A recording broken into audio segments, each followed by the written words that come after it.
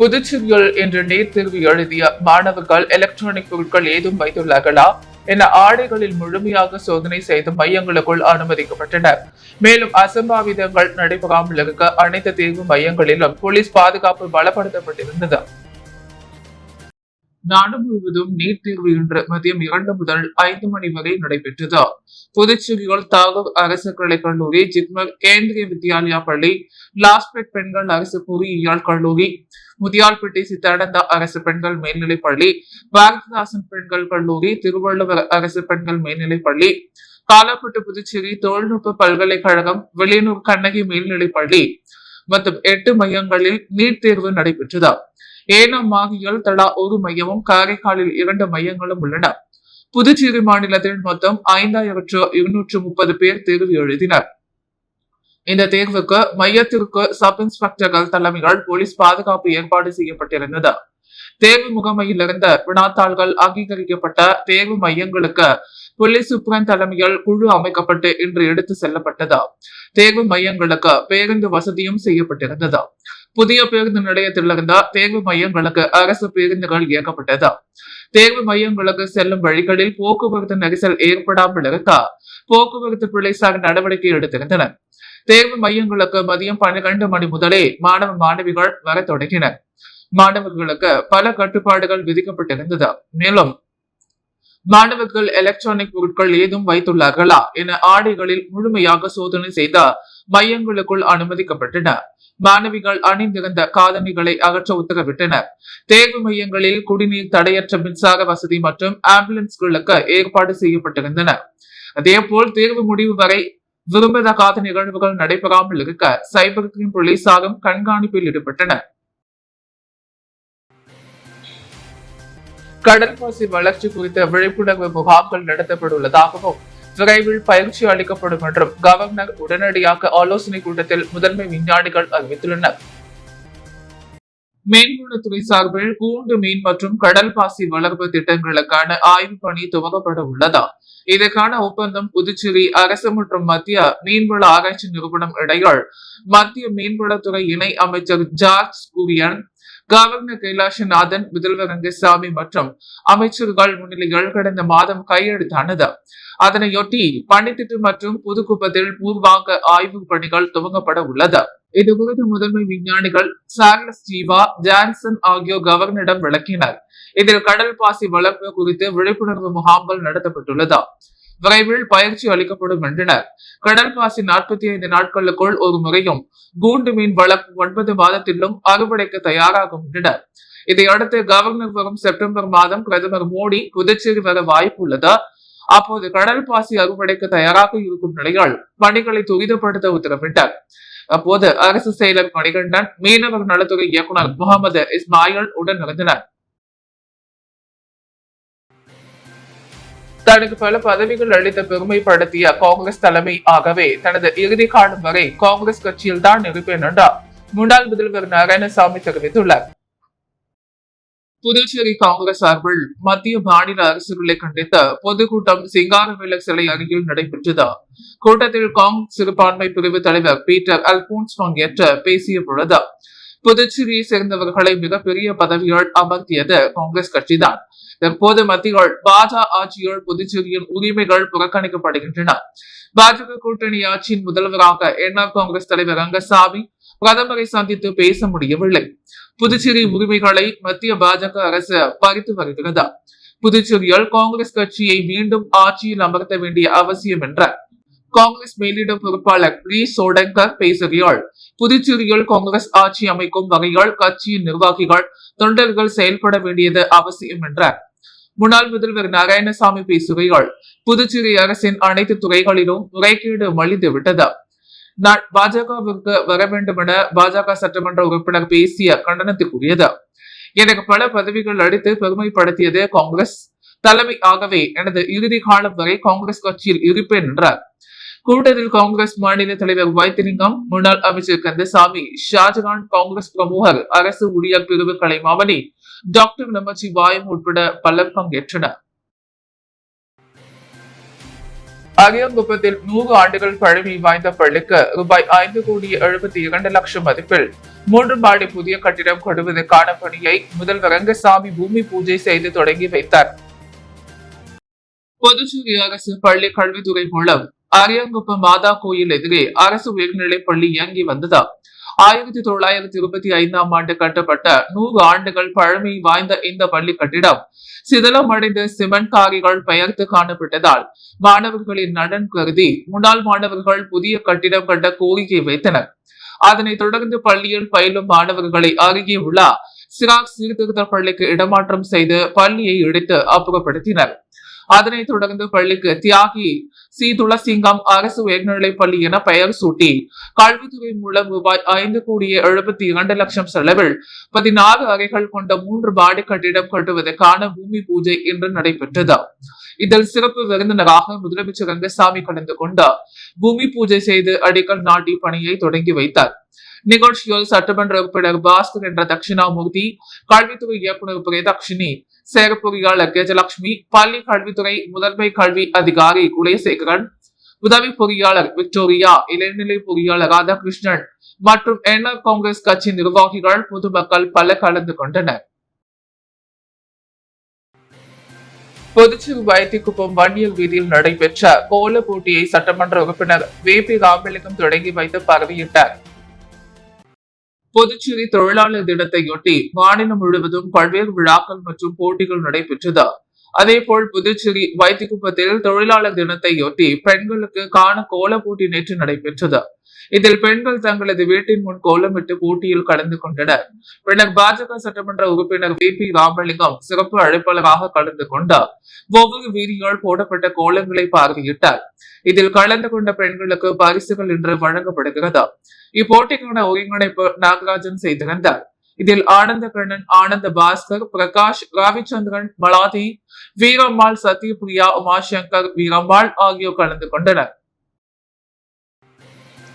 21 அம்ச கோரிக்கைகளை வலியுறுத்தி புதுச்சேரியில் வரும் 20ஆம் தேதி முழு அடைப்பு போராட்டம் நடத்தவுள்ளதாக அனைத்து தொழிற்சங்கங்கள் அறிவித்துள்ளன. மத்திய தொழிற்சங்கங்கள் நாடு தழுவிய அளவில் வரும் 20ஆம் தேதி பொது வேலை நிறுத்தத்திற்கு அழைப்பு விடுத்துள்ளது. இது தொடர்பான ஆலோசனை கூட்டம் முதலியார்பேட்டை AATUC அலுவலகத்தில் நடைபெற்றது. மாநில பொதுச் செயலாளர் சேது செல்வம் தலைமை தாங்கினார். கௌரவ தலைவர் அபிஷேகம், தலைவர் தினேஷ் பொன்னையா, பொருளாளர் ஆந்தோனி, CITU செயலாளர் சீனிவாசன், தலைவர் பிரபுராஜ் உட்பட பல்வேறு தொழிற்சங்க நிர்வாகிகள் பங்கேற்றனர். கூட்டத்தில் 21 அம்ச கோரிக்கைகளை வலியுறுத்தி மத்திய தொழிற்சங்கம் விடுத்துள்ள அழைப்பை ஏற்ற புதுச்சேரியால் முழு அடைப்பு பந்த் போராட்டத்தை வரும் 20ஆம் தேதி நடத்துவது என தீர்மானிக்கப்பட்டது. போராட்டத்தை விலக்கி வரும் 6ஆம் தேதி சுதேசி மில் அருகே கருத்தரங்கம் நடத்துவது, 15ஆம் தேதி முதல் 17ஆம் தேதி வரை வாகன பிரச்சாரம் மேற்கொள்வது, 20ஆம் தேதி புதுச்சேரியால் ராஜா திரையரங்கு, சேதராப்பட்டு, மதகடிப்பட்ட, திருக்குன்னூர், வெளியனூர், அரியாங்குப்பம், பாகூர், காரைக்கால் ஆகிய இடங்களில் மறியல் போராட்டம் நடத்துவது எனவும் முடிவு செய்யப்பட்டது. ஸ்ரீ மனுகுல விநாயகர் பொறியியல் கல்லூரியின் வெள்ளி விழா நிகழ்வாக மைக்ரோசாப்ட் அசூர் செயற்கை நுண்ணறிவு தின தொழில்நுட்ப கருத்தரங்கு நடைபெற்றது. புதுச்சேரி மதகடிப்பட்டில் அமைந்துள்ள ஸ்ரீ மனுகுல விநாயகர் பொறியியல் கல்லூரி தனது வெள்ளி விழா ஆண்டு கொண்டாட்டத்தின் ஒரு பகுதியாக யாத்ரி கிளவுட் மென்பொருள் நிறுவனம் மற்றும் மைக்ரோசாப்ட் அசூர் உடன் இணைந்த ஒரு நாள் செயற்கை நுண்ணறிவு தின தொழில்நுட்ப கருத்தாய்வு நிகழ்ச்சியை நடத்தியது. இந்நிகழ்ச்சிக்கு தக்ஷிலா பல்கலைக்கழக வேந்தர் மற்றும் மலக்குண விநாயகர் கல்வி குழும தலைவர் தனசேகரன், செயலாளர் நாராயணசாமி, பொருளாளர் ராஜராஜன், இணை செயலாளர் வேலாயுதம், கல்லூரியின் இயக்குநர் மற்றும் முதல்வர் வெங்கடாச்சலபதி ஆகியோர் முன்னிலை வகித்தனர். இந்நிகழ்ச்சியில் சிறப்பு விருந்தினர்களாக யாதவ் சௌஹான், யாத்ரி கிளவுட் நிறுவனர் செல்நெக்சி ரெவலியா, ஸ்டார்டர்ஸ் சார்ட்டர்ட் மென்பொருள் பொறியாளர் ஸ்ருதி ஜெயின், மைக்ரோசாப்ட் மென்பொருள் பொறியாளர் கீர்த்தனா, கோட்விதோட் பெரியார் மென்பொருள் பயிற்றுனர் ஆகியோர் கலந்து கொண்ட மைக்ரோசாப்ட் அசூர் மேக் கணினியை மற்றும் இணைய அடிப்படையிலான செயலிகள் வடிவமைப்பு குறித்த சிறப்புரை வழங்கினர். இந்த கருத்தாய்வில் 500க்கும் மேற்பட்ட பல்துறை மாணவர்கள் ஆர்வத்துடன் பங்கேற்ற விருந்தினர்களுடன் கலந்துரையாடி பயன்பெற்றனர். இந்நிகழ்விற்கான ஏற்பாடுகளை துறை தலைவர் முனைவர் ராஜு, இணை பேராசிரியர் முனைவர் சரவணன், முனைவர் பாலாஜி மற்றும் துறை பேராசிரியர்கள் இணைந்து செய்திருந்தனர். பொதுச்சிறுமின் துறை ITI நல சங்கத்தின் பொதுக்குழு கூட்டத்தில் புதிய நிர்வாகிகள் தேர்வு செய்யப்பட்ட பல்வேறு தீர்மானங்கள் நிறைவேற்றப்பட்டன. பொதுச்சிறுமின் துறை ITI நல சங்கத்தின் பொதுக்குழு கூட்டம் லெனின் வீதியில் உள்ள தனியார் திருமண நிலையத்தில் நடந்தது. சங்க தலைவர் அருள்மொழி தலைமை தங்கினார். பொதுச் செயலாளர் ரவி வரவேற்றார். அரசு ஊழியர் மத்திய கூட்டமைப்பு பொதுச் செயலாளர் லட்சுமணசாமி, சங்க அமைப்பாளர் ராஜேந்திரன் ஆகியோர் வாழ்த்து பேசினர். பொறுப்பாளர்கள் அன்பழகன், தேவகுமார், குமரன், ரவி, பாலச்சந்தர், பச்சையப்பன், கிருஷ்ணமூர்த்தி உள்ளிட்ட 200க்கும் மேற்பட்டோர் கலந்து கொண்டனர். கூட்டத்தில் வரும் 2025-2028 ஆண்டு வரையிலான நிர்வாக குழு தலைவராக செல்வம், பொதுச் செயலாளராக பிரபு, பொருளாளராக ராமச்சந்திரன் ஆகியோர் தேர்வு செய்யப்பட்டனர். தொடர்ந்து சங்கத்தின் வளர்ச்சி மற்றும் நிலுவையில் உள்ள தீர்க்கப்படாத தொழிலாளர்கள் நலன் சார்ந்த கோரிக்கைகளை நிர்வாகத்திடம் வலியுறுத்தி பெறுவது உள்ளிட்ட பல தீர்மானங்கள் நிறைவேற்றப்பட்டன. தமிழக தேசிய இயக்கத்தின் தலைவர் அழகிரியின் 7ஆம் ஆண்டு நினைவேந்தல் நிகழ்வு முதலியார்பேட்டை வானொலி திடலில் நடைபெற்றது. தமிழக தேசிய இயக்கத்தின் தலைவர் அழகிரியின் 7ஆம் ஆண்டு நினைவேந்தல் நிகழ்வு முதலியார்பேட்டை வானொலி திடலில் நடைபெற்றது. இந்நிகழ்வை தமிழக களம் செயலாளர் அழகர் ஒருங்கிணைந்த தலைமை தாங்கினார். உருளையன்பேட்டை சட்டமன்ற உறுப்பினர் நேரு என்கிற குப்புசாமி சிறப்பு அழைப்பாளராக கலந்து கொண்டார். அஞ்சலி செலுத்தி உரை நிகழ்த்தினார். இந்நிகழ்ச்சியில் மக்கள் வாழ்வுரிமை இயக்க ஜெகநாதன், காங்கிரஸ் கட்சியைச் சேர்ந்த திரு வெங்கடம், கணேசன், தலித் மக்கள் பாதுகாப்பு இயக்க பிரகாஷ், ராஜா பி போல்டு கூட்டமைப்பு பஷீர், அம்பேத்கர் தொண்டர் படையை சேர்ந்த பாவடராயன், புதுச்சேரி தமிழ் எழுத்தாளர் கழக தமிழ் நெஞ்சன், தமிழ் தேசிய பேரியக்க செயலாளர் வேலுச்சாமி, திராவிட கழக தமிழ் செல்வன், நாம் தமிழர் கட்சியை சேர்ந்த ரமேஷ் மற்றும் செல்வராஜ், சதீஷ், வெங்கடாச்சல முத்து, சுகுமாரன், ராஜா மற்றும் பொதுமக்கள் பலர் கலந்து கொண்டு மலர் தூவி வீர வணக்கம் செலுத்தினர். புதுச்சேரி அருகே வீடுகளில் புகுந்து திருட்டில் ஈடுபட்டதாக விழுப்புரம் பகுதியைச் சேர்ந்த 2 இளைஞர்களை போலீசார் கைது செய்துள்ளனர்.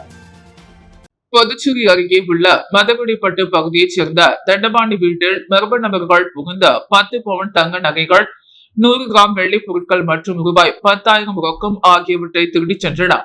இதுகுறித்து தண்டபாணி திருப்புவனை காவல் நிலையத்தில் புகார் அளித்தார். அதன்படி அந்த பகுதியில் இருந்த கண்காணிப்பு கேமரா காட்சிகளை ஆய்வு மேற்கொண்ட போலீசார் வீடு புகுந்து திருடியவரை அடையாளம் காண நடவடிக்கை எடுத்தனர். இதற்கிடையே இரவு ஆண்டியார்பாளையம் பகுதியில் போலீசார் வாகன சோதனையில் ஈடுபட்டிருந்தனர். அப்போது சந்தேகத்திற்கிடமாக வகையால் நடமாடிய 2 பேரை பிடித்து விசாரித்தனர். இதில் அவர்கள் விழுப்புரம் மாவட்டம் வழுதரெட்டி பகுதியைச் சேர்ந்த சந்தோஷ், கிருபாகரன் என தெரிய வந்தது. மேலும் இருவரும் வீடு புகுந்து திருடுவதை வழக்கமாக கொண்டிருந்ததும் தண்டபாணி வீட்டில் திருடியதும் தெரிய வந்தது. அதன்படி இருவரையும் போலீசார் கைது செய்தனர். அவர்களிடமிருந்த 11 பவுன் தங்க நகைகள், வெள்ளி பொருட்கள் பறிமுதல் செய்யப்பட்டதாக போலீசார் தரப்பில் கூறப்பட்டுள்ளது. புஸ்ஸி வீதி முல்லா வீதி சந்திப்பில் திடீர் பள்ளம் உருவானது. இதன் மீது உடனடி நடவடிக்கை எடுத்து சரி செய்த சட்டமன்ற உறுப்பினர் அனிபால் கென்னடியை பொதுமக்கள் வெகுவாக பாராட்டினர். புதுச்சேரி விழுப்புரம் தொகுதிக்குட்பட்ட புஸ்ஸி வீதி மற்றும் முல்லா வீதி சந்திக்கும் பகுதிகள் உள்ள தார் சாலையில் திடீரென பள்ளம் ஏற்பட்டது. இதனால் அந்த பகுதி வழித்தடத்தில் போக்குவரத்து பாதிக்கப்பட்டது. பொதுமக்கள் தெரிவித்த தகவலின்படி சட்டமன்ற உறுப்பினர் மத்திய சாலை மற்றும் கட்டிடம் துறை செயல பொறியாளர் ஸ்ரீனிவாசனை சம்பவ இடத்திற்கு வருமாறு கேட்டுக்கொண்டார். அவரது அறிவுறுத்தலின்படி செயற்பொறியாளர் ஸ்ரீனிவாசன் இளைநிலை பொறியாளர் சிவபிரகாசத்தை அனுப்பி வைத்தார்.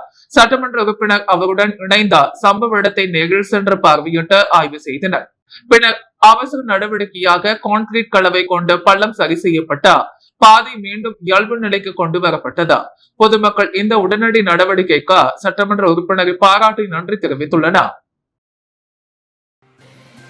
புதுச்சேரி கவுண்டம்பாளையம் ஸ்ரீ அம்மாள் நகர், ஸ்ரீ ஆருத்ரா நகர், ஸ்ரீ தேவி கருமாரி அம்மன் ஆலய கும்பாபிஷேகம் விழா இன்று விமர்சையாக நடைபெற்றது.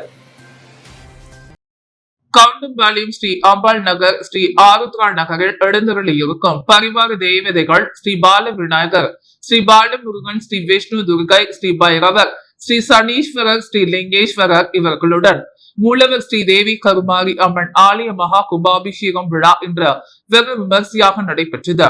கும்பாபிஷேகத்தை முன்னிட்டு மங்கள இசையுடன் வெங்கடேஸ்வர பூஜை, எஜமான சங்கல்பம், கணபதி ஹோமம், லட்சுமி ஹோமம், கோ பூஜை, நவகிரக ஹோமம் நடைபெற்றன. அதனைத் தொடர்ந்த முதல் கால வாஸ்து பூஜை, பிரவேச பலி, ஆக்குராப்பணம், ரக்ஷா பந்தனம், கலாஷனம் முதல் கால பூஜைகளுடன் பூர்ணாகிதி தீபார்த்தனை நடைபெற்றது. தொடர்ந்து இரண்டாம் கால பூஜை, மூன்றாம் நான்காம் யாகசாலை பூஜை நடைபெற்றது. தொடர்ந்து இன்று கோபுரம் குடமுழக்கு கும்பாபிஷேகம் நடைபெற்றது. கும்பாபிஷேக விழாவில் பக்தர்கள் கலந்து கொண்டு சுவாமியை வழிபட்டனர். மேலும் முக்கிய அரசியல் கட்சி தலைவர்கள், ஊர் பெரியவர்கள், பொதுமக்கள் திரளாக கலந்து கொண்டு சுவாமி தரிசனம் செய்தனர்.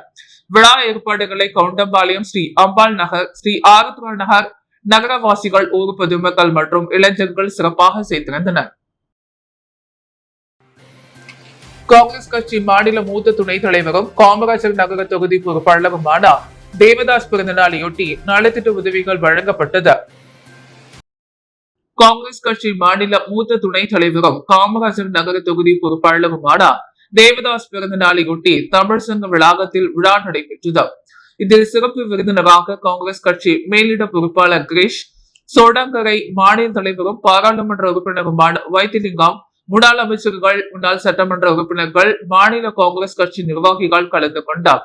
அவருக்கு வாழ்த்து தெரிவித்தனர். அதனைத் தொடர்ந்து சுமார் 1000க்கும் மேற்பட்ட பொதுமக்களுக்கு நலத்திட்ட உதவிகள் வழங்கப்பட்டது.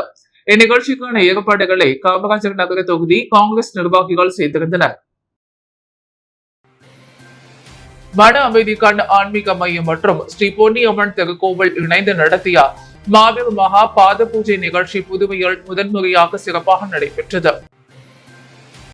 புதுச்சேரி AFT மைதானம் அருகில் உள்ள ஸ்ரீ பொன்னியம்மனுக்கு சிறப்பு அபிஷேகம் ஆராதனை நடைபெற்றது. அதனைத் தொடர்ந்து 9 குழந்தைகளுக்கு புதுவையில் முதன்முறையாக மகா பாத பூஜை நிகழ்ச்சி நடைபெற்றது. இதில் 9 குழந்தைகளையும் 9 அம்மன்களாக பாவித்த சிறப்பு பாத பூஜை நடைபெற்றது.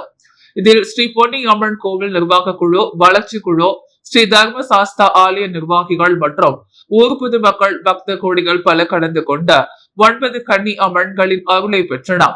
இந்த விழாவினை ஓம் ஸ்ரீ மணிவண்ணன் இறையடிகளால் தலைமை தாங்கி நடத்தி வைத்தார். இந்நிகழ்ச்சியில் பக்தர்கள் பல கலந்து கொண்டனர். புதுவையின் அன்றாட நிகழ்வுகளை காண பாண்டி ஹெட்லைன்ஸ் யூடியூப் சேனலை சப்ஸ்கிரைப் பண்ணுங்க. தொடர்ந்து எங்களுடன் இணைந்திருக்க பக்கத்தில் உள்ள பெல் பட்டனை பிரஸ் பண்ணுங்க, லைக் பண்ணுங்க, ஷேர் பண்ணுங்க. என்றும் உங்களுடன் பாண்டி ஹெட்லைன்ஸ்.